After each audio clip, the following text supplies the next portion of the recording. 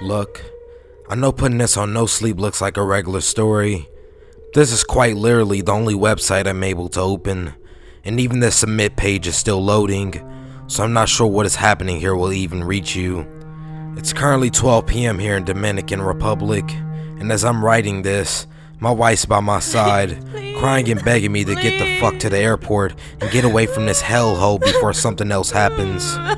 I'm typing as I have the hardest time thinking straight right now, so forgive all the mistakes you'll see. I have no time for that shit. I may be crazy, I don't know. You tell me if I'm exaggerating. Wife just told me to ask her if anyone reading this is in Punta Cana and willing to take us to the airport. We're in Bavaro Princess Resort. We arrived here yesterday evening. We love all-inclusive resorts, have done many, and all we wanted was another uneventful vacation. I think I may have fucked this up somehow. Long story short, at the check-in, I asked the receptionist if he could upgrade our room to one with the beach view. He said no, but the couple at the counter next to us got their upgrade, so I asked him why he couldn't do the same for us. I may have been a little rude, I'll admit that. He responded with, "Sorry, no upgrades." I wasn't gonna fight, shit. I was in paradise on vacation. I wasn't planning on spending much time inside the room anyways.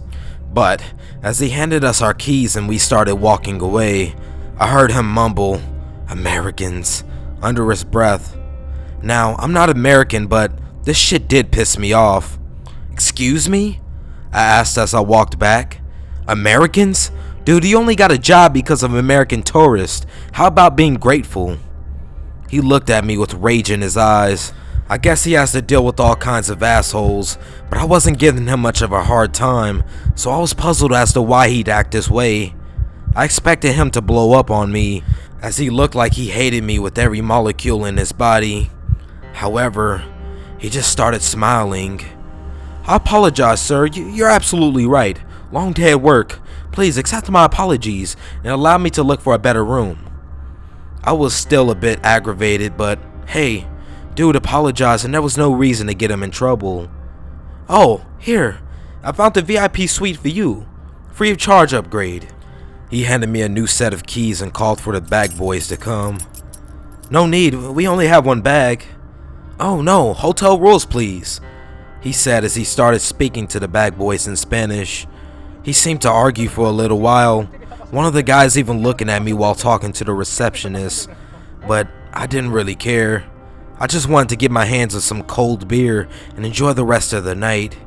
After 30 or so seconds of them visibly arguing, one of the guys came up to me. "Sir, if you'll please follow us." Walking into our room complex, you could tell it was different than your standard building. It was a set of maybe 9 to 10 rooms lined up in a U shape, right by the ocean.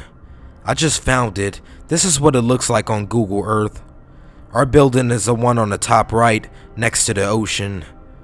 The first thing I thought was strange, but I ignorantly wrote it off as a cultural thing, was the way the two bag boys behaved once we walked up to the building. "Follow me, please," the first guy said as he took the lead. The second guy walked behind us. The first bag boy would turn on a light ahead in the hallway, while the guy behind us turned the one we just passed off. I thought that was somewhat weird as it was already dark, but I assumed it was their way of, I don't know, preserving electricity. It just felt off walking through the hallway, one light at a time, with the bulbs behind us being turned off one by one. "This is your room, sir," he said as they opened the door. I dug into my bag to grab a $5 bill, but was surprised to see the two of them already walking away. "Hey guys, your tip," I yelled. I know those guys don't make much, and something as little as $5 can make their day. They looked at each other, exchanged a few words, and reluctantly walked back. This was all definitely strange, but man, I was a Dominican on vacation. I refused to be engaged into anything that didn't involve drinking. "Thank you, sir," the guy said almost nervously as I handed him the bill. "And sir," he continued, "hey, we have to go." The second man grabbed his arm. "Sorry, a lot of work, not time for chat, sorry." I watched them walk away the same way we came in, turning a light ahead on and a light behind off. Soon, We stood in a dark hallway. Well, that was weird, I said as we walked into our beautiful room. Wife and I spent the evening trying out different cocktails at the main bar. Life was good, man. I'll admit we got tipsy, to say it least. Walking back to our room, as we passed the pool by our building, we heard loud laughing. Are there people having a party there? Well, let's check, Trish said as she pulled me. When we walked up to the pool, we saw only one person. It looked like an oldish lady standing by the microphone, which I assumed was used for pool parties. She was just laughing into a mic. No words, just laughing. There was definitely nobody around her. Only light at the pool was directed at her. Rest of it was dark, almost as if she were on a stage or something. Trish and I looked at each other and chuckled. I guess some people just can't handle their alcohol. As we walked away, the old lady kept laughing. That laughed following us down the path, her never saying a word. Fun times. When we got to our building, it was completely dark again. Man, this can't possibly be about saving electricity, I mumbled. Look, the building down the road has all of its lights on. Oh well, we turned on all the lights in the hallways. Screw that creepy on and off shit. As we laid down in our bed, I noticed the clock was stuck at 1 a.m. This was strange considering it was a digital clock, but I couldn't be bothered to care. It took about 10 minutes for us to pass out. Alcohol and traveling will do that, I suppose. I woke up around 3 a.m. I know because I looked at my phone. Room clock was still stuck at 1 a.m. I always wake up when I drink. Dehydration, I think. I noticed my wife wasn't in bed. Then, I heard her crying in front of our room door. What the fuck? I thought. Did Trish get that drunk? I opened the door, but there was nobody outside. All lights were off. I turned them on, looking for my wife through the hallway. I even walked around the whole building. No dice. When I walked back to our room, puzzled more than anything, I found Trish sitting on the bed. Who are you talking to? She asked me. Huh? I was looking for you. You're drunk. I can't believe you became such a lightweight, she said as she laid back down. I heard you talking to someone outside for the last 5 minutes. You guys woke me up. I wanted to know what in the world my wife was saying, but really, it was 3 a.m. and we were drinking, so I figured it was a combination of those that made us hear things. I laid back in bed and started dozing off. Then, I heard a soft knock on the door. Nah, hearing shit again, I thought as I rolled over. I then heard crying at the door. I sat up. Okay, I wasn't imagining this. I could hear it again, and I was sober by now. Trish, wake up, Trish. I shook my wife. What? Why won't you let me sleep? Can you hear that? What?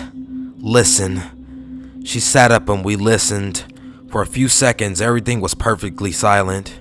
As she looked at me with irritated expression, soft cries broke under our door again. Trisha's eyes widened. What is that? She asked, obviously scared. I don't know, I'll look. I quietly got up and walked to the door. I looked through the peephole, but all lights were off again. Fuck it, I'll open the door. In front of me stood a little girl, maybe 10, I don't know, 11 years old, crying and looking at the ground. Hey there, what's wrong? Hey, asked as I squatted down. Trish, come here. There's a little girl at the door. The girl just stood, crying and not looking at me. She was in her bathing suit and had a floaty thing only on her right arm only. So I assumed she got lost at the pool, probably a while ago. Did you get lost? I asked as I tried to have her look at me. Trish, turn the lights in the hallway on, would you? Don't cry, honey. We'll find your parents, okay? Why don't you come into our room? The kid started walking in, still not looking at me and still crying. Babe, I heard my wife say. Babe. Hold on, she's coming in, I said as I watched the child walk in. Babe. I looked back. Trish ran by me, revealing a fully lit hallway. At the door of every room in our building stood people. Men, women, children, families. They all stood at their doors looking at us, all smiling. Not creepy smiles, but just, I don't know, regular smiles. What the fuck? I whispered as I took a step back, bumping into Trish. What is going on here? I don't know. Close the door, please. Trish begged, squeezing my hand to the point of pain. I slammed the door shut as the goosebumps overtook my body. What was that? Were they just standing in the dark there? I mustered to ask as I turned towards Trish. I don't know, can we call someone? Front desk? Someone? That wasn't normal, right?